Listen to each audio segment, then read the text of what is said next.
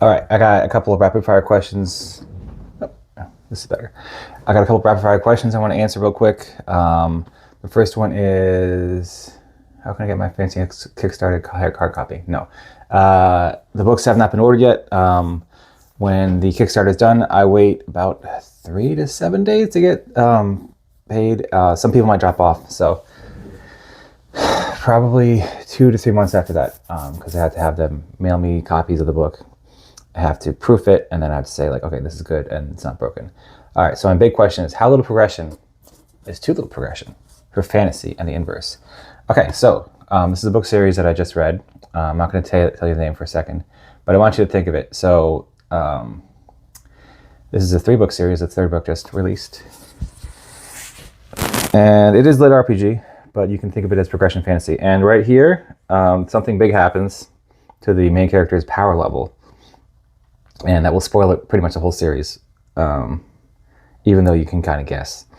And then this is like, so the actual characters, he starts off with some strange abilities, and he has to develop through this. So he picks a class, like a base class, and then he gets an advanced class, and then he has to lose that through some plot stuff. So he learned the lesson, even if he got weaker, right? And this is bog standard isekai, where the main character is in a lit RPG world, and he has this class that he develops, and something happens here to nerf him, but he still learned the lesson. So he's still able to, like, if he had the abilities, or if he had that whatever he's missing here, he still has that ability. So how progression is too little progression for progression fantasy. They could just gain 1 level, as long as they could have a flat arc, right? So like right here, he's having a flat arc between the point here where he makes this big decision and the point here when he starts getting to the other thing that he's doing. Because there's a point here where his power level spikes up because he's doing something, and you can kind of guess what's going to happen based off of this. Yeah. All right, so that's my second question. It was, how little is too little, and the inverse is, how much is too much. Too much is like they could descend to godhood or something like that. Like, how do you write that? I don't know. They do that pretty much every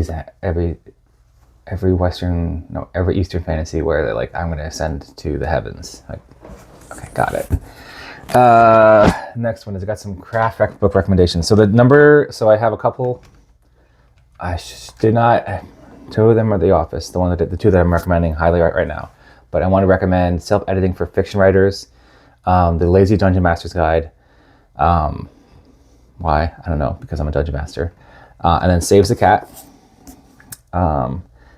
If you've never written a book before, this is kind of an idea. Like, you'll be, okay, I need to understand the structure, what other books are doing before I can do this. This is good. I wrote my forthcoming book, How to Write Progression Fantasy, based off of this and other different things. So I broke this down in there. I applied this to Cradle, which you should in the comments tell me I should release that now, and I'll speed it up because it's not that long. This is not a craft book. This is a book for anybody who needs to understand what authorial voice is. This is just like oozing the author's voice, right? 16 Ways to Defend a Whole City. You're instantly in August's purview. Like, if you have, I cannot recommend this enough. This helped me understand how to write first person. I have 2 other craft books here that I'm working my way through. I don't recommend them yet because they're a little dated. The Game Maker's Companion, which tells you about how to make a story from a game maker's thing, although it's teaching you the game maker system. And then The Game Maker's Apprentice. So more on that. All right, so those are the ones that I have physically here. I recommended Self-Editing for Fiction Writers. And then there's 2 that I highly recommend that I have it at the office in physical copies. So the reason I have physical copies is because they're so good. So Proactive Role Playing, which is, it's about making sure that the factions in the world lines up, and like that the faction is not there's just there to be there. Like if there's a faction that's mentioned in a Dungeons and Dragons campaign, and I know I'm going to Dungeons and Dragons campaigns here. Let me switch this hat. Okay. So I know I'm going to a Dungeons and Dragons campaign, right? But I need you to understand that writing and creating a creative product, it's the same thing. It's just that playing Dungeons and Dragons is like a creative exercise, right? So I recommend that. I will probably do a big breakdown of that on itself. And then The Emotional Craft of Fiction by Donald Mass is amazing, all right, because it lets you think about how to write something so that somebody feels it, right? So like, I write Bagel with contempt, right? But what is his contempt? His contempt is because he's afraid, all right? But I can't just say he's afraid because he's a cat, right? Cats don't show fear. But he's afraid because he's afraid of being rejected, or he's afraid because like he's never experienced these things. So rather than like show his rejection and fear, I will have him be afraid, but then process that as outwardly he is contemptuous. He's like, that's like, you're not worthy, like, because I'm not worthy, right? I will probably do a breakdown of proactive role playing, and I will do a breakdown of just the emotional work of fiction, emotional craft of fiction. All right, and then my next question is, how do you, it basically boils down to, do you think that intelligence and or talent actually come to writing a book? Can someone who's a big student write a successful novel? I do, because, so basically what Dr. Duck is asking here is, can you write a well-written, intelligent book if you yourself are not intelligent? And then I need to go back and say, like, what is intelligence, right? So I write rationalist fiction, which might surprise some of you guys. So in rational fiction, they're trying to have these hyper-competent main characters that put all these thread points together, and then there's an inevitable conclusion. They use Bayesian reasoning to say, like, it has to be this, right? So like, Snape is actually, not Snape, Quirrell is actually Dumbledore because of all these little things, Harry Potter and the Method of Rationality. Like, you can write that because you have the time, right? Like, so like, imagine like the genius is there in that thing. So you don't have to be that smart. You just have to say, like, okay, I have some ideas of what this person would do. Let me write this out and plot it out, and then I'm going to give them the little nuggets, like first the person, the main character that you're writing, or the character you're writing. You give the character the nuggets to get them to the point, right? So like their Bayesian reasoning is that it has to be Quirrell, or it has to be Voldemort, right? We take our time making a decision, right? So like you might like, I have no idea how this works. Now if you're talking about like fabricating something super intelligent, like let me go back to the AI debate. So here's what's going on, right? So this is the AI debate in a nutshell. This is Bob. Bob is a creature that I give aspirations. Bob wants to go to Harvard. Bob wants to make something of himself, right? And Bob thinks that he's going to be the greatest thing since sliced bread, right? And now I'm going to, right?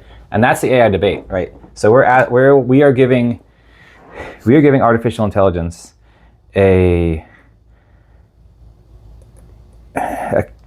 character because we think that it's going to be something, but it's not really that. We are just describing a set of functions and a set of like algorithms and large language models to be that. It doesn't exist that way. All right, does that make sense? Because this is a production. This is a thing that you're ascribing that to, right? This Bob is not real.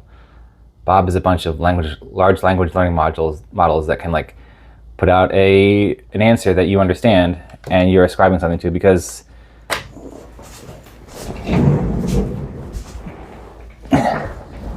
if I name this, hey pants, if I name this, then it has a thing. Like this is Kos, right? Hey Kos. Then like I've got this whole like internal dialogue of what Kos is and what Kos does, and he's a rebel, right? it's the same thing. You're giving your character intelligence, and you're saying like this is what the character is doing, and then we all kind of like we're in the same hallucination space. We're like, okay, I agree to believe that, and I agree that like we're all believing this is a character because we want to share this story, and because this is an entertaining story, right? So I'm going to take the time to make it look like they're smart, because they're doing the right thing in the situation, right? Even if like you have to show them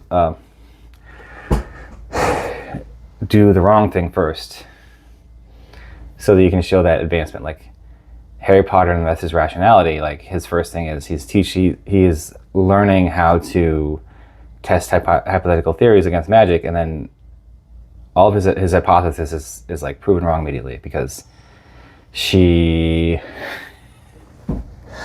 like she defies the laws of thermodynamics by turning into a cat.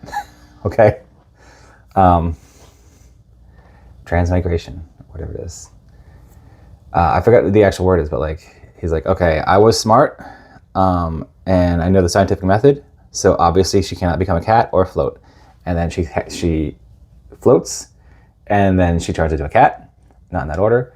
And he's like, okay, I believe in magic now. So if you want to see an intelligent character solve things, go read Harry Potter and the Methods of Rationality, which has a podcast series devoted to it. It's free because it's fan fiction. I'll recommend that. It inspired me. And then, so let me go back to how much is too much progression. And you have to set the arc to be somewhere.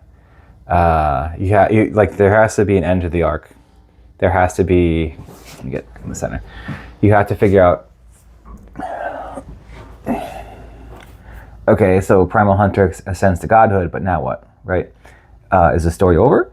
Like, if you're going to end the story and they're going to end them on a high note, all right, yeah, sure, they ascend to godhood, but then like after that, what are they going to do? Like go to the court of the gods and like have little god squabbles? Because if you want to keep the series going, then you have to consider like what the next conflict is. And this is kind of like going back to, I want to go keep the conflict as small as possible. So the conflict in Caravan of Blades is they need to survive. There's 14 of them. They are hungry. They are in a brand new place. There's only one person that's local, and they have a wagon, and zombies are chasing them. So that is the conflict. They have to escape from that place, and they have to get to a place of safety.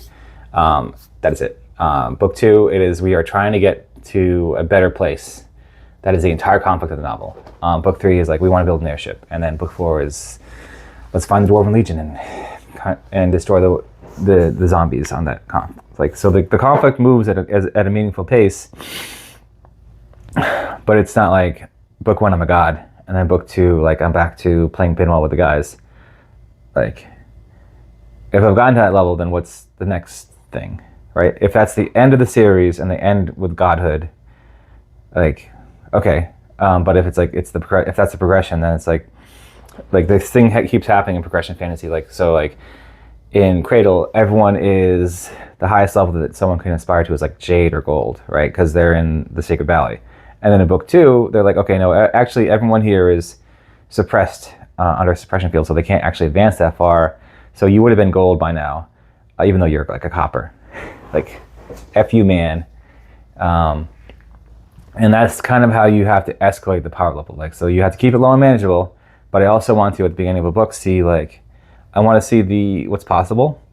And I want that what's possible thing. So you can see this in Cradle in book 1, like when the angel comes down and undoes something terrible, how the heights of what's possible is possible, right? And then how do you know a book is bad or just not for you? If you're not inspired, so two questions. If you're not inspired to read it, stop, put it down, let it sit. If you're writing it and you're not enjoying it, and you keep not enjoying it, why are you writing it? Like, the idea that you get paid for your writing, that is very, it's something that you can do now that was not really possible for the masses, right? Like you had to have a publishing deal to get it all out. But now it's like this is a possibility. You can get your word out. You can get your book out. So why would you write something that you don't like? Right? What does that say about you? What does it say about that? Like, if you're trying to write the next romantasy, but you don't like to read romantasy, then I would just dwell on that, right? Like, I have not finished a bunch of books. Like I had the Wind Up Girl over there. I haven't finished it. It didn't speak to me. What else? It took me forever to finish The Crippled God. It took me like 2 years to finish it because it's dense. I went and got the audiobook, the last book of Malazan. So it's a good book. It's just I was a little preoccupied with my job at the time. How do you know if a book is bad or just not for you, right? So if you're struggling to write it every day and you're dreading writing it and you're just like, I need to do anything else, then it's not for you, right? Long term, it's going to be bad for you to write a series that you're just not interested in. And then it's going to show in the writing. And you don't want to show in the writing that you're just like, I'm over this, right? you hit, like you I know like some people are in this to make a little bit of money, but like you have to take the money out of it and say like, if I'm not enjoying this, if I'm like, maybe you're not your target audience, so like I am my target audience. Like I'm writing first for me, and then if anybody else likes it, then for them, right? That's heavy. Like I'm writing the books that I want to write, so I wasn't able to find a how to write progression fantasy book, so I started writing that book. It's not out yet because I'm not done with it, but like I have the beta copy. It's like 12,000 words. I wanted to see a mashup of Band of Blades and all the skills, right? And Jake's Magic Market. So I created Caravan of Blades. Like that's what I wanted. And I had a lot of fun with it. Like the premise was great, but then I ran around with the characters, and the characters are not great. But like you should not be in this just to try to write something that you're not enjoying, right? Like it's different if you're trying to write nonfiction. You're like, okay, I'm an expert on X. Right? I'm also like writing a nonfiction book about army stuff, but like I'm not. That's gonna take forever. So that's how you know if a book is not bad enough for you. I think that's it. Yeah. So Ascend to Godhood. Write more. Do more. This was supposed to be like a 2-minute short rapid fire thing, but I felt like this deserved more of a answer. So I'll leave you with that. Probably find a clickbaity title like, how do you know author tells you not to read books or something like that. Let's see. That's it. All right.